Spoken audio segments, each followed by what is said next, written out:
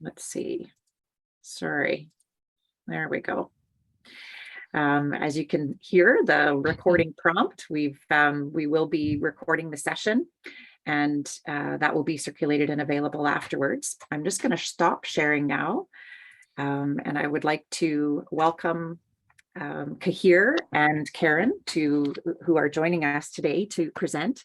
𝘮𝘭𝘫 is the Provincial Director of Government Relations and Programs, Population Health with United Way BC.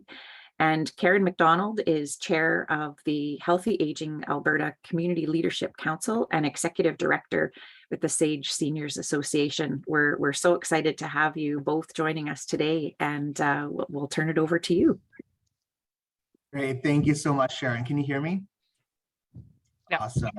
First of all, I want to acknowledge all of the organizers and the incredible logistical work that goes into putting these on. I know how those go, so thank you to all of the organizers for putting this session together. Look, you know, some of the folks on this call I recognize. You may have heard portions of this presentation before, and really we wanted to share with the group today some of our learnings, some of our experiences as we grew in British Columbia, a network that we very endearingly refer to as the Community-Based Senior Services Network. And we'll get a little bit into the evolvement of the network over the course of the last little while. Much of this you already know. I'm sure I'll see some nodding heads. And so just accept this as a bit of a reminder around some of the learnings and experiences that we've been through in BC to get to where we're at, but also some of the current challenges that we're also facing. At the outset, I just want to also acknowledge the unceded territories in which all of our organizations in British Columbia work. Collectively, we work with hundreds of organizations representing many different First Peoples of the land. Today, I'm calling in from the 𝘮𝘮𝘮 Nation, now known as Kelowna. The next couple slides, I wanted to provide a little bit of a context, which really was the catalyst for United Way and the Ministry of Health in British Columbia to start working together around how to provide options for community dwelling older adults to better receive services that are meaningful and relevant to them. When we looked at our healthcare system, we knew that there were a number of partners that were working to help address some of the needs of community dwelling older people. We had the physicians and the doctors, we had the home and community care, and then we had, you know, nonprofit organizations, which for a very long time, people knew were doing good work, but really didn't understand the tangible impacts community and social programs have on the trajectory of one's holistic health. We also knew and still note in many cases that there is a disconnect between the health system and the community and social system. And underpinning all of our work was the intent to bring an integrated continuity of support to older people. And in many communities, this looks like a partnership between the community-based organization, the primary care network, allied health professionals, community paramedics, social workers, really looking at a person-centered approach to care, not only for the quality of life of the older person, their family, friend, and caregiver, but also to help address some of the challenges the health system was encountering. We also knew that there was a lack of awareness and referrals that were happening from health and primary care providers to the community-based organizations. And as a result, older people were getting siloed approaches and siloed options of support. So that was the first contextual piece I just wanted to set that really underpinned our evolvement of this work. The second piece is the extreme impact of poverty.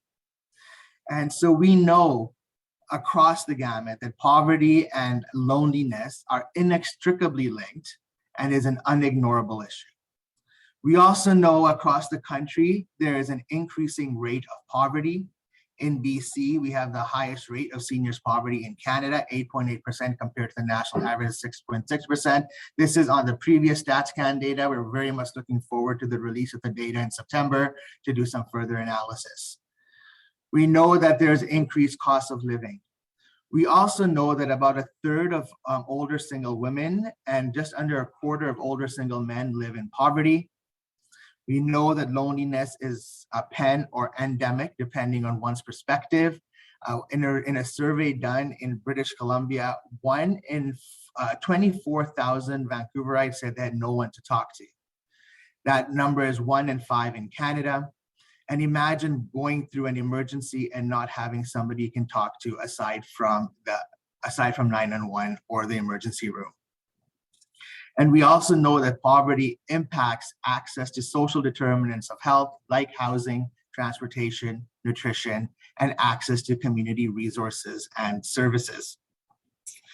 So we knew that we weren't able to resolve poverty, but we were really looking at how we can help support access to resources for community dwelling older people that may be experiencing poverty. So the majority of the work that we developed really looked at those older people with compounding vulnerabilities that lived in community.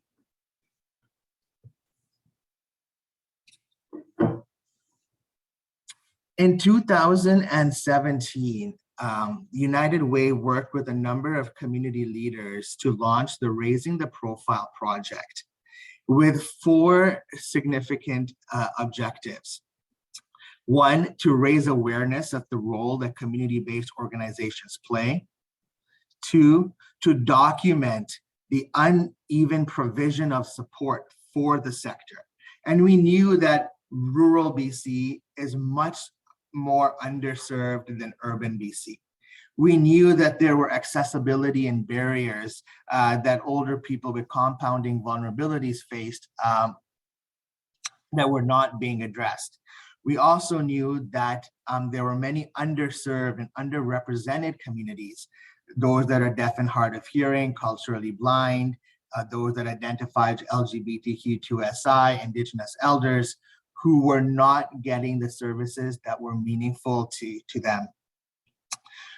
We wanted to outline a business case for greater support for the sector under a health prevention promotion lens.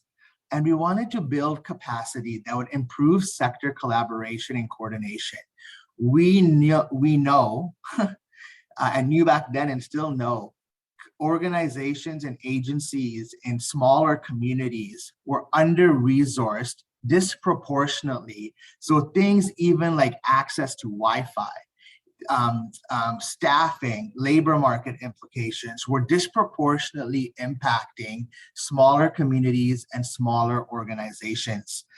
As a result, in all of our investment streams, we created a developmental approach to help build the capacity of smaller or lower capacity organizations in communities across the province, particularly those serving First Nations communities and those in rural and remote areas.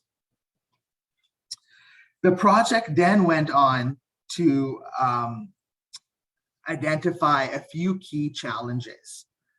And they're here for your consideration. And all of the work over the last 5 years stemmed from these challenges to help us address some of them. One was the lack of recognition of an important role that the sector plays.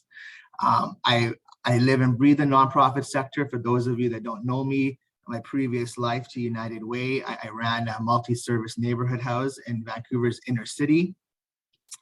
And we really needed to amplify the profile and impact that nonprofit organizations were making on the lives of people they were serving. We know that there's fragmentation, there's funding fragmentation, there's a lack of capacity in being able to intentionally build partnerships. It's often done on the side of people's desk. As EDs, as staff of organizations, it's not often that we have the time to keep on top of trends, on top of tools and mechanisms.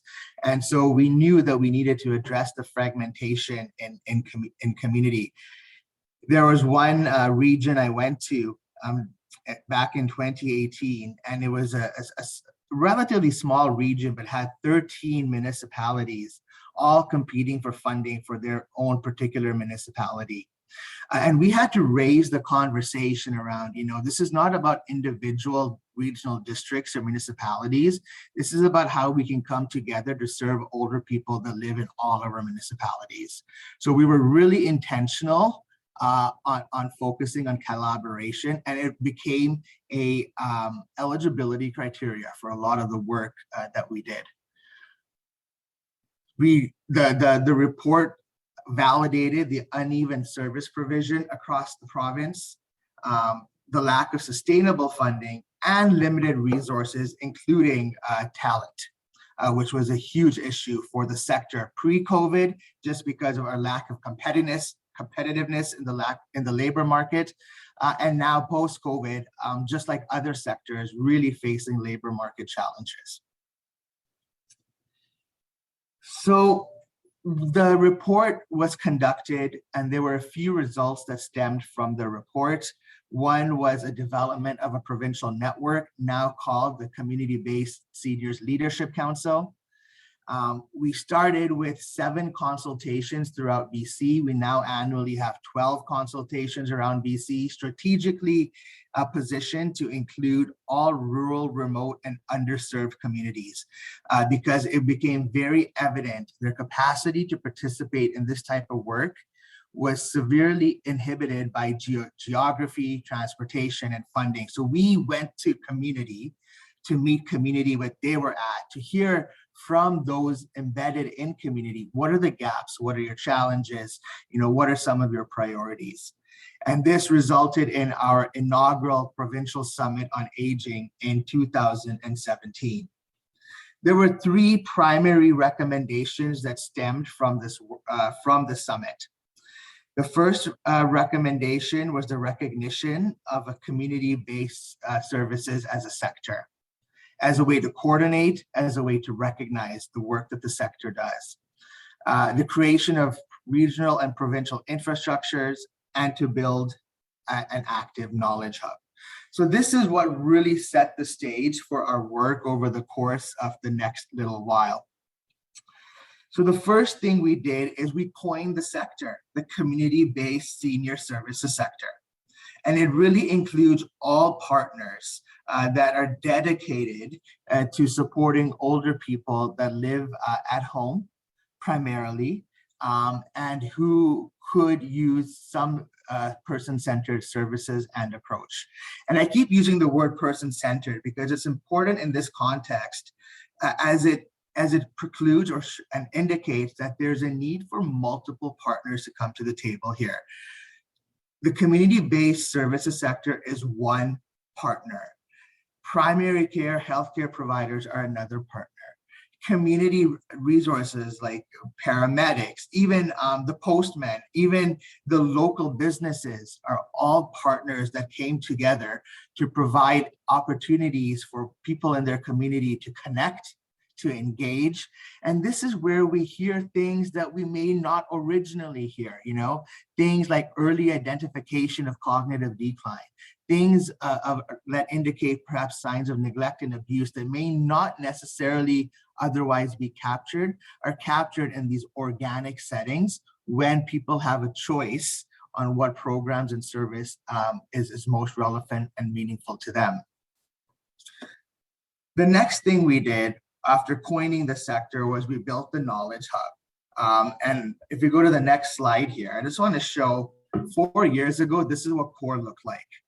It was really just a brainstorming of coming together of what we want this Knowledge Hub to look like. And on the next slide, you'll see where CORE is today. We have CORE BC, CORE Alberta, CORE Canada, and CORE is slated to for a couple more expansions this this year.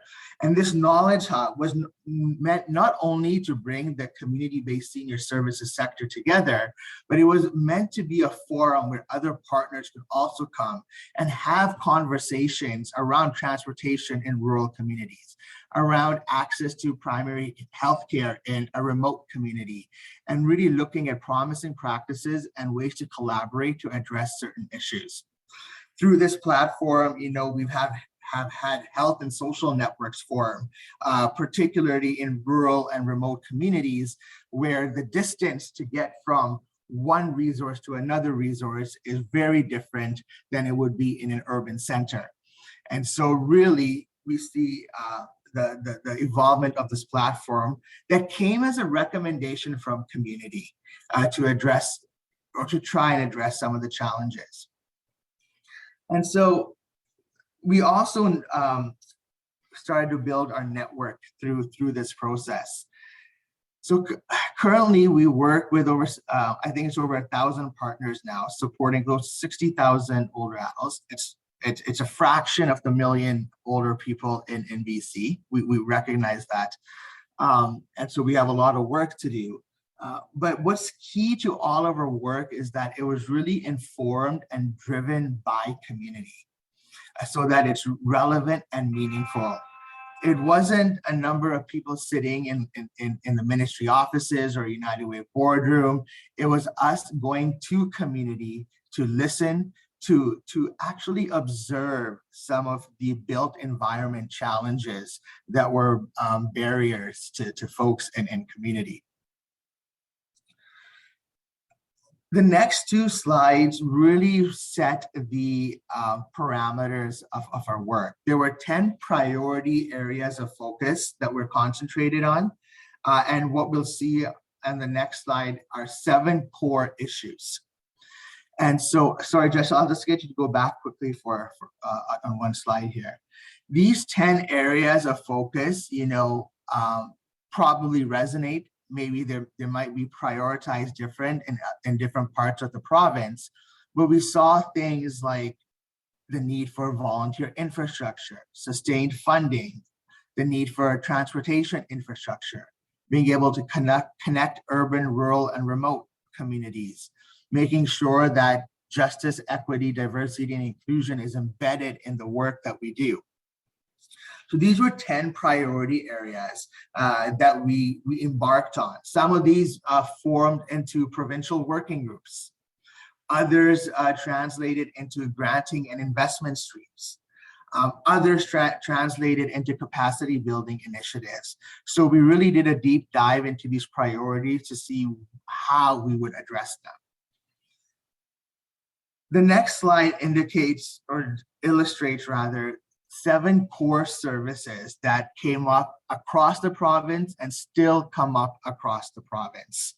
And it was around nutrition, physical activity, education and creative arts, information and referral, transportation, wellness, and affordable housing. And so, we knew we couldn't be everything to everyone. So there are things that are certainly missing from this list. But these were the 7 core areas that communities across the province indicated needed to evolve to better meet the needs of people in their community. So what did we do? We wanted to create a bit of a strategy that really balanced the community development process and the strength of provincial or central coordination. And so what we looked at, number one, is identifying and profiling promising practices. This is where things like social prescribing, better at home came into play. We wanted to build local, regional, and provincial networks of collaboration. And so every year we still have the 12 regional consultations. Every 2 years we have the provincial summit on aging, and there's a cycle of learning that goes through this annually. We wanted to move from competition to fragmentation to enhance sustainability and consistency. So we moved away from annual competitive grant calls rather to ongoing contribution agreements, so that a community, once selected, can rely on that program and service rather than having to apply every year. It's a bit of a different model, but we felt it was really important, especially for those communities that are disproportionately impacted by lack of funding. We also wanted to identify programs that would support our health system and maximize efficiencies. On the next model, on the next page, we also wanted to maintain fidelity to our community-based model, where we were upstream, where we wanted to continue to address the uneven support of services, but we really needed to come up with a model to help execute. And so we were able to develop a suite of funding and policies. United Way BC emerged as the provincial backbone, working with a number of partners, all, however, focused around the two smaller circles in the middle, the community, and then within the community, the hypercenter of it all is the older British Columbian, their family, friend, and caregiver. So if you start with the older person and their family, friend, and caregiver at the center, we built our model that surrounded that person or that hub of family. So what does this translate to? On the next page, it's just a visual glimpse of our programs. What I wanted to highlight here is we cover every corner of the province. This section in the middle of BC is uninhabitable, so there's very few, if any, communities there.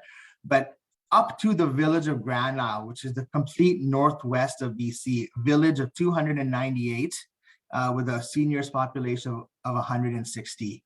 You know, in order for us to even fund a program there, we actually had to work with a service provider to go and install Wi-Fi in that village. You know, we really believe people want to age at home. They don't choose to live in risk. They decide to live in a place that they're comfortable and familiar with and feel safe in. So all of these programs, you know, are offered by community-based organizations. The next couple of slides just goes through what some of the programs are. You can visit our website or contact Jessa if you want a brochure that goes into many of these programs. But all of these programs, Better at Home, social prescribing, TAPS, family, friend, caregivers, navigation, peer support, man sheds, all of these programs focus on the person, are informed by community. So we don't tell people how to run a program. It's community that drives the program. And it requires an intersection of community care, social support, and primary and health care. And a requirement of funding is demonstrable partnership in community. On the next slide, I'll just go through, I know I have a couple of minutes left here. You know, some of the reasons that this work has been successful is because we're in constant communication with communities. If things aren't working, we shift. If things need to be reimagined, we reimagine. So the next slide shows our learning, monitoring, and quality assurance plan. And this is taken from social prescribing, but it crosses our work, where there's 4 components to our learning and quality assurance. One, we get a third party to come in to do the typical focus groups, user satisfaction surveys. We do our annual reports. We work with UBC to do a healthcare utilization research around whether or not participation in the programs has impacted their reliance on healthcare services. But for me, the most impactful part of this is the formative evaluation, where we connect with programs quarterly through a community of practice to identify what's working, what's not working, what can be shared from one community to the next. You know, what may work in a rural community may not work in an urban community, but what may work in a rural community may work in another rural community in some instances. And so this is our way to develop the program and not wait till the end of 3 years to go back and make adjustments. On the next slide here, we'll go through just, some of, Jessa will skip to the next slide here. Some of the impact that we've been able to demonstrate over the course of the last couple of years in particular was how an integrated and collaborative network was able to respond to extreme weather events. In the interior of British Columbia, rural communities were disproportionately impacted by heat, fire, and floods. We saw the coming together of community organizations, local government, and in many regards, in many cases, healthcare partners and social work partners to address seniors who have been impacted by these extreme events, whether it's transportation to a cooling center, whether it was relocation after their homes have been flooded, etc. And so we knew that it was really important for us to continue this work because this line of work was not going away. I've spoken about the importance of collaboration with our health authorities. We have 6 in BC, and the value of the person-centered approach.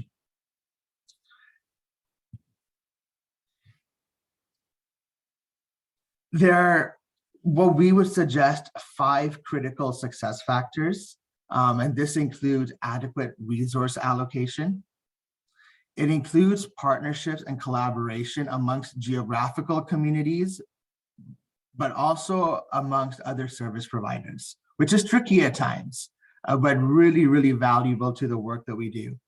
It was important that systems and governments did not download services to community. And we also knew there needed to be service distribution equity, an equity lens applied, and sector alignment, so that we were all moving towards the same direction. So look, I'm going to end with the last slide here. This work continues. We continue to have communities of practice. We continue to learn and scale out impactful initiatives. We continue to work on system integration, policy, and research. One of the things that we are working on is an interministerial seniors table to help address a number of issues that we need to address that are impacting the quality of life of older people, and then to continue to amplify the voice of the sector. So I'm going to stop there and hand it over to my colleague Karen to walk us through Alberta before we begin some Q&A here. Thanks, 𝘱𝘱. I appreciate it. It's always difficult to follow 𝘱𝘱 in a presentation because obviously he's so well spoken and the work that's happening in BC is so inspiring. In addition to 𝘱𝘱's leadership, which is unbelievably inspiring, there's also been some really exceptional leadership from a group of older adults in BC that we've had the chance to meet when we traveled to BC to attend their summit there. And I just wanted to acknowledge the importance of the work that older adults in BC have done in this space, and how lucky and fortunate we've been to meet them. Having an exemplar as our neighbor has been so helpful because our work here in Alberta has truly been inspired by our colleagues in BC. And being able to look next door to see, what's possible in terms of that substantial impact on the lives of older adults, on the capacity of community-based senior serving organizations across their province, on the relationships of the sector with allied organizations and other sectors and with funders, has been both inspiring but also extremely helpful in the development of healthy aging in Alberta and the community-based senior services sector here in Alberta. Next slide, Jessa. Coordinating our efforts here in Alberta is key in meeting the needs of the growing demographic of older Albertans and enabling every senior to age the way that they choose. We want to give a nod to the Connecting People and Community for Living Well, which looks at the whole person care and is not solely healthcare driven, which closely aligns with our work here at Healthy Aging Alberta. The National Institute on Aging's latest survey states that 100% of seniors surveyed from across the country said that they wanted to age in their own homes and communities.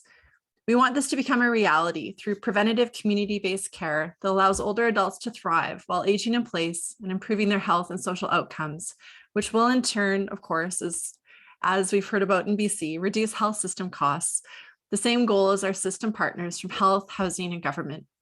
We need to come together as a coordinated and well-supported sector, ready to fulfill our role in the seniors' continuum of care.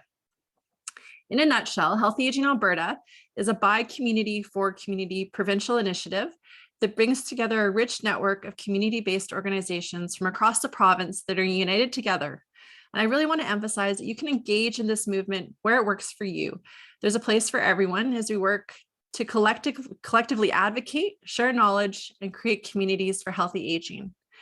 A recent announcement from the government of Alberta about committing more than $6.3 million to improving the lives of seniors in Alberta includes $3.2 million to Healthy Aging Alberta, which will focus on community and home supports to enhance the mental health of seniors. We're in the process of coordinating how those funds will flow into community-based organizations across Alberta. So information will be shared soon about how organizations can express interest for that funding. We're working on that. Our work is focused on supporting community-based senior serving organizations to build their capacity, access information and resources, and work better together and with other systems. One of the ways that we do this is having a constellation of networks model with our regional community developers being located across the province, working with community-based senior serving organizations in rural, remote, and urban centers, as well as allied partners like all of you on the call today. Building relationships, creating collaborative opportunities, and mapping the sector is all part of the regional community developers' role. And we want to emphasize that seniors are at the heart of our work, and 𝘱𝘻 talked about this as well in BC, and that the well-being of older adults in our province is truly the North Star of our work. And lastly, we recognize the importance of having all Alberta communities contribute to the sector authentically and fully, including equitable access for all organizations, no matter where they are located. Prior to the existence of Healthy Aging Alberta, it was really difficult for us to get a pulse on the sector. By working collaboratively to identify what concerns should be prioritized, we can now systemically address the struggles of our social system and the seniors that we serve. Continually capturing the voice of the community is essential so that we are a vehicle for communication and coordination between sectors, other systems, and each other. So this slide really briefly captures the results of a survey that we did late last year on the state of the sector and the seniors that the sector is currently serving, kind of as we move through the pandemic. On the next slide, you'll see the first objective of the sector is to establish and coordinate the community-based senior services sector that articulates the impact of a formal sector with a unified voice and advocates for the values and interests of community-based organizations to relevant stakeholders. As a third sector representing community supports, Healthy Aging Alberta works alongside other sectors and forms a strong base and foundation within the broader senior system of care. Working system to system, we can have a fulsome discussion around non-medical supports. So prior to the formation of Healthy Aging Alberta, there were very few mechanisms to facilitate that conversation broadly around things like primary and secondary prevention with our colleagues at FCSS, alongside more complex models of intervention, which encompass all aspects of the community-based sector within a broader system of care. I think this slide is of particular importance when we reflect on the role of community-based senior service organizations and Healthy Aging Alberta in the lives of Albertans living with dementia and their caregivers. The intersection of health, housing, and community-based supports and supporting the well-being of the whole person and recognizing the person's needs can't be compartmentalized into systems, as you all know, and that it's so important that those systems are working in a coordinated and integrated fashion to meet the needs of those individuals. And that within each of these aspects of our system, there are different levels of care that are responding to the needs of the individuals as their needs change. How do we support community-based senior serving organizations to work collaboratively across systems to best support the needs of people living with dementia and their caregivers and loved ones? On the next slide, you'll see the second strategic objective. In establishing and coordinating the sector, we shared that Core Alberta is the platform for a provincially coordinated collaboration network with over 1,300 core members and 18 core groups. Meaningful connections have been made and collaboration on various issues has taken place. We hope that you're a part of this. I know many of you are, especially the two groups on core that might be of interest to you, the Community of Practice for Community-Based Innovation for Dementia Care, and of course, this core group, Connecting People and Community for Living Well, that is hosting this event today. By virtue of you all being here today, you're seeing this strategic objective in action. It's very exciting. Community development is vital, and we carry it out by increasing the cohesion and capacity of the sector and by identifying opportunities for collaboration with system partners through formalized connections like system mapping. Having an established infrastructure as a sector allows Healthy Aging Alberta to have resources to act in a systemic way and prioritize initiatives that do not previously exist. Additionally, we are informing and influencing broader national, provincial, and local efforts for coordination between community organizations and systems to facilitate community-based responses and resources, keeping the communication channels open between all players. By increasing provincial discussions on sector-relevant issues and policies, we can improve our advocacy for solutions such as home supports and social prescribing. 𝘱𝘱 talked a bit about that in BC. Alberta has the appropriate infrastructure to benefit from social prescribing models, including a single health authority and a primary care network model that serves more than 85% of Albertans. The required infrastructure also exists in the social sector by developing a community-based sector through Healthy Aging Alberta.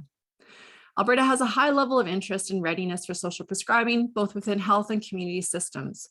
There are currently multiple projects of varying levels of maturity that can be leveraged towards developing a provincial social prescribing network to ensure a consistent approach.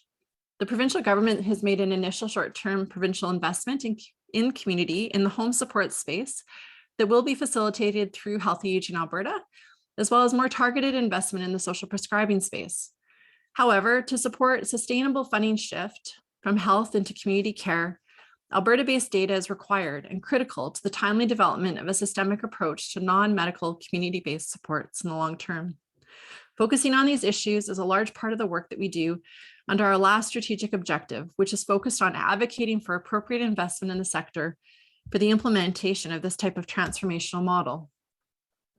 Our last strategic objective is to advocate for appropriate and coordinated investment in the community-based senior services sector, which entails securing resources for priority areas of action through establishing a formal fund development mechanism to explore sustainable resource options provincially, regionally, and locally. I mentioned before that funding remains an issue for Alberta's community-based senior services sector.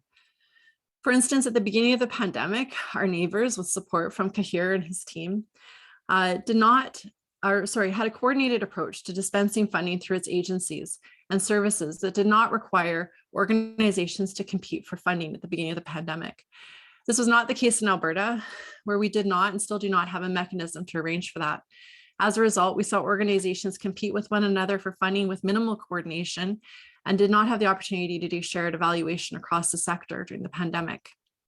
A made in Alberta solution that could rectify this problem is to develop a funders table, similar to what's happened in BC, to flow resources to the community-based senior services sector in a more cohesive, efficient way. Our vision is to see that infrastructure strengthened and to support the work of existing organizations. Moving into our current sector building tools, we want to quickly share that the Healthy Aging Framework, which is a made in Alberta tool and is based on the World Health Organization's determinants of active aging.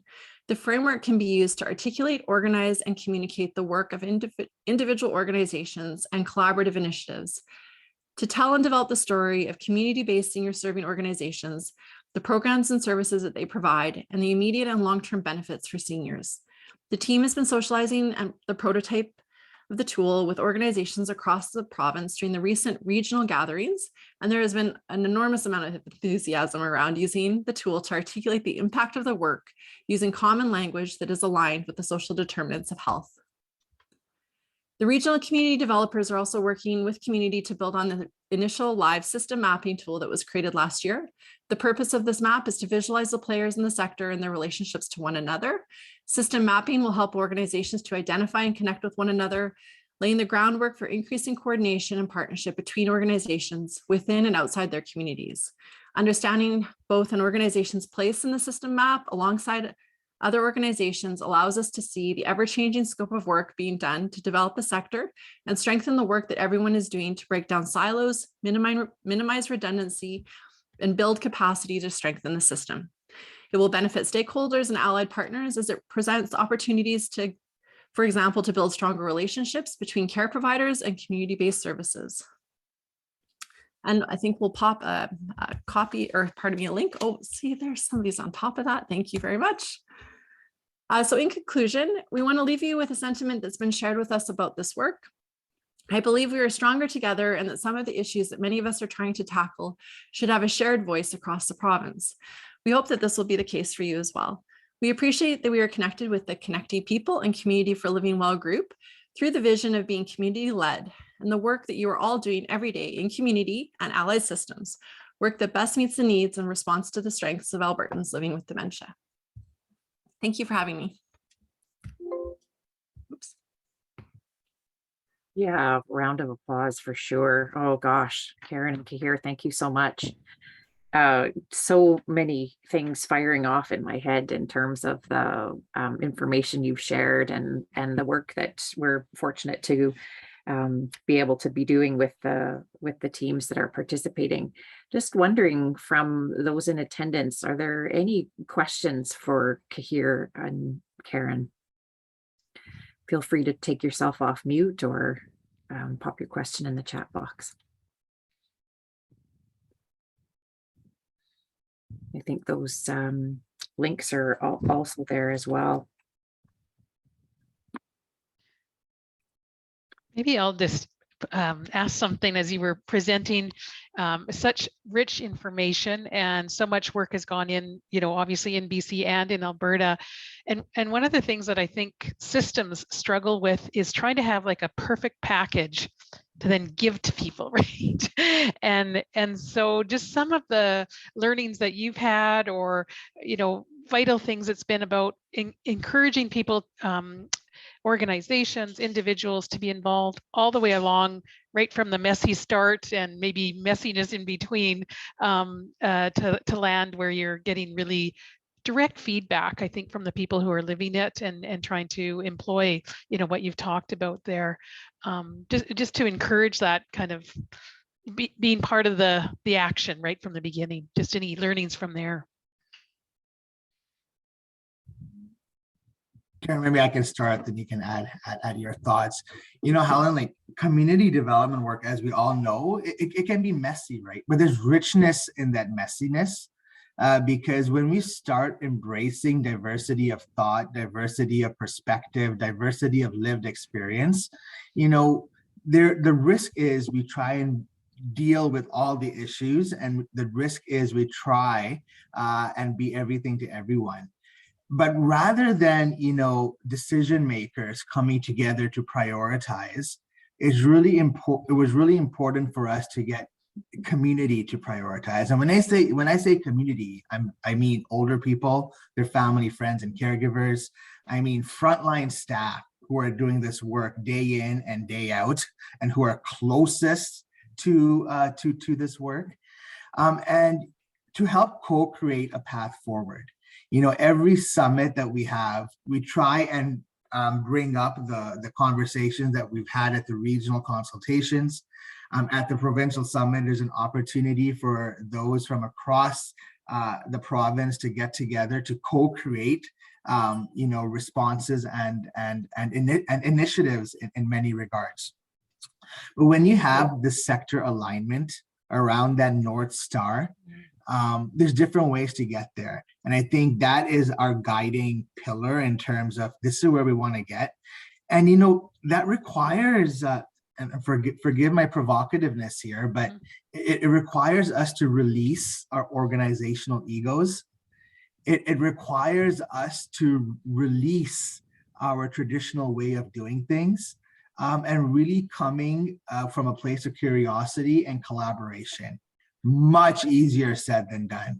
We all have organizational mandates. We all have funding parameters, but it's a systems approach to shifting the discourse a little bit, and allowing for innovativeness, allowing for that type of developmental approach, right from the funders and policymakers to community.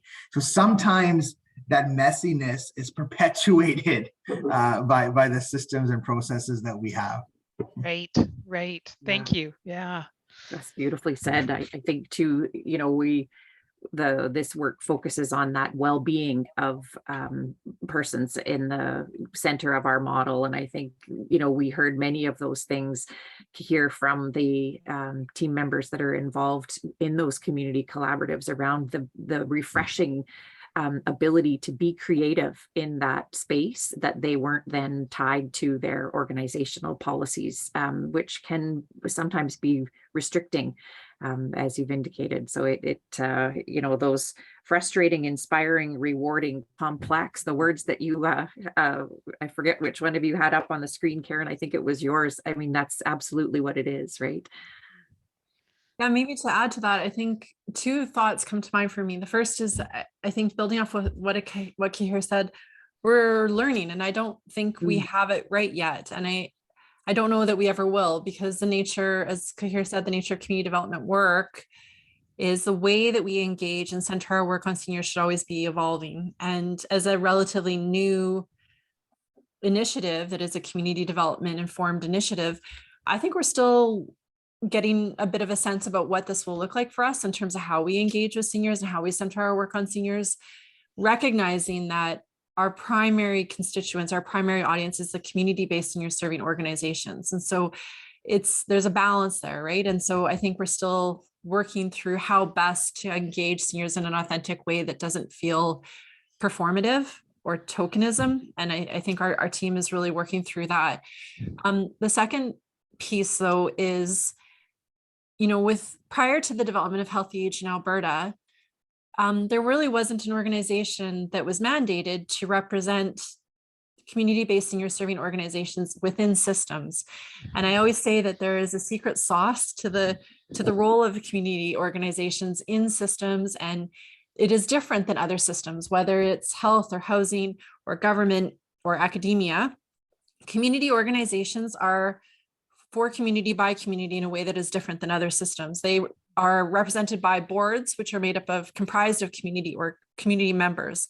Most community organizations, there is a significant percentage of their human resources and workforce that is comprised of volunteers who are community members. So the way that community organizations represent community is different than most organizations.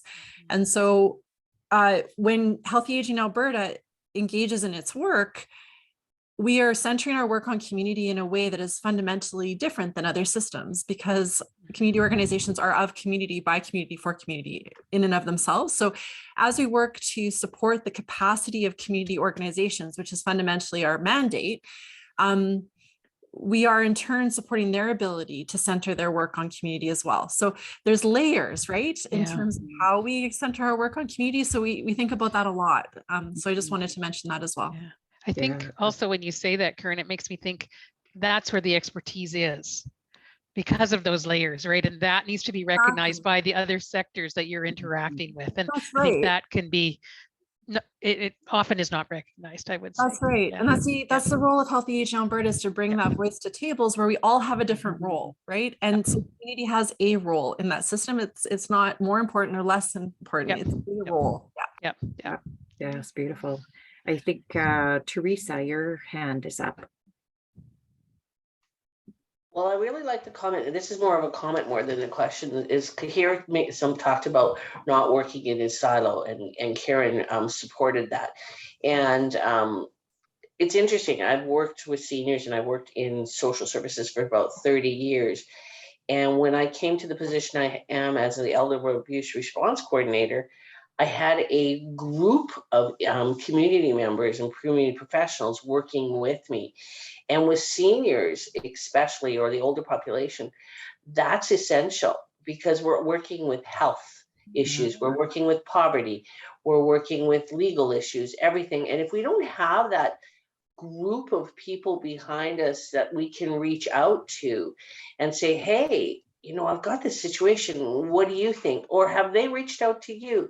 You know, oh, I have this isolated senior, you know, you are at the recreational rec center. What can we do? And especially with COVID and the continual fear that a lot of our seniors have, I think it's important to continue to have those conversations and being imaginative and creative to coming up with some solutions. Yeah, beautifully said, Teresa. And if I can just comment on Teresa's comment, you know, I think it's so on point, right? And reminds me of the fact that, you know, people are not static, right? Life evolves.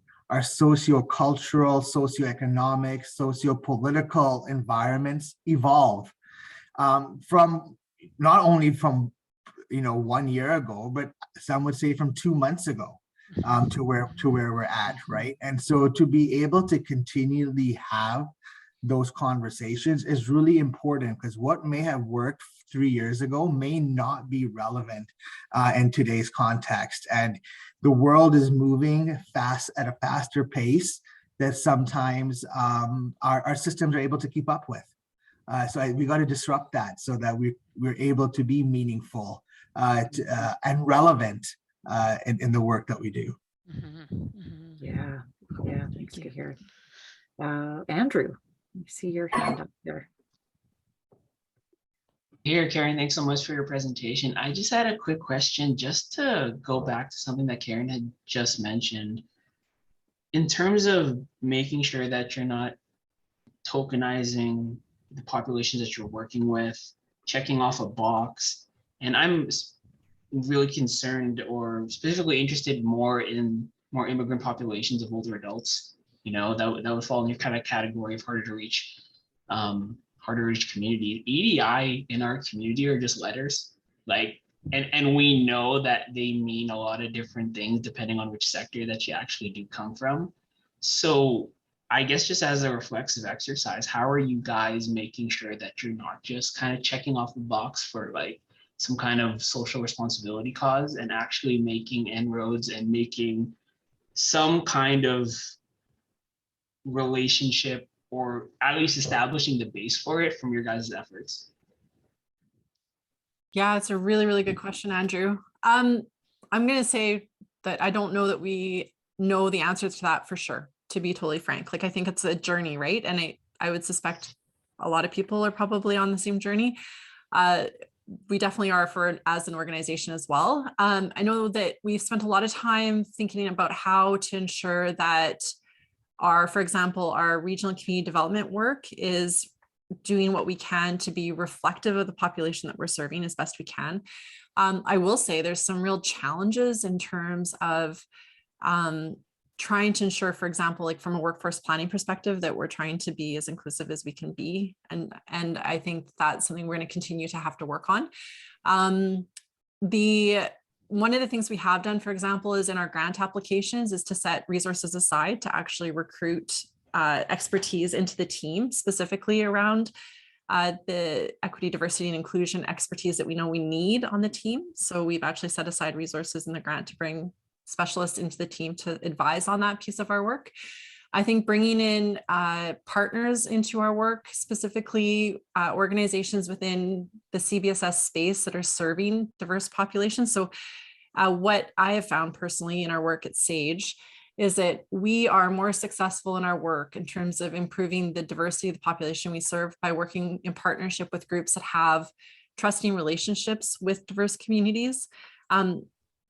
And I suspect that will be the same in terms of our community development approach. So the constellation of networks approach was really intentional, rather than having we spent a lot of time looking at the governance model. We brought in consultants to help us identify a governance model that was reflective of the values of the approach. And that constellation of networks approach, I think, is going to help us develop those partnerships in a way that's authentic in terms of that partnership values piece. So those are a few reflections, but to be honest, Andrew, I think there's a lot of work that's going to need to happen to make sure that we've got that piece right. No, Cahir, do you have some key learnings in terms of how you guys have approached that? Yeah, no, so ditto to what Karen said. First of all, Andrew, I love all those Post-it notes beside you. You're inspiring me, a new way of doing things. But no, ditto to everything Karen has. But honestly, I say just go talk to them, talk to the people to figure out how they want to be involved. And I'll give you two quick examples. One is in our learning and quality assurance piece. So first of all, we intentionally don't use the word evaluation, because evaluation has subjective connotations of oppression for many groups. So we don't use the word evaluation. So when we did our learning and quality assurance, we were intentional in really working with, visiting, and speaking with First Nations Indigenous elders. one of the main trends that came out in our report, and what I heard from people in First Nations community was, well, 𝘮𝘩𝘪, your slogan is keeping seniors independent. In our community, we value interdependence. So, it's ways to so we remove the slogan because, we realize it came from a particular perspective. But it's talking to people, it's engaging with them, it's learning, it's observing intellectual humility, and going to where the subject matter expert is. In another community, and this is with a number of newcomers, both from the sub-Saharan Africa region as well as from the Central Asian region. There was first of all, their baseline of hardship is very different. They were so grateful to be in Canada, but according to our quality of life standards, they were in hardship. But they didn't see that themselves, right? And so being able to say, you know what, you do need help, or well, that was not a right way to say it, but making them aware of the services and programs that are available, and really combating the mistrust that people have based on their original areas of birth or origin. And so really understanding these nuances, which are so different, are really important to enhancing the relevancy of the work.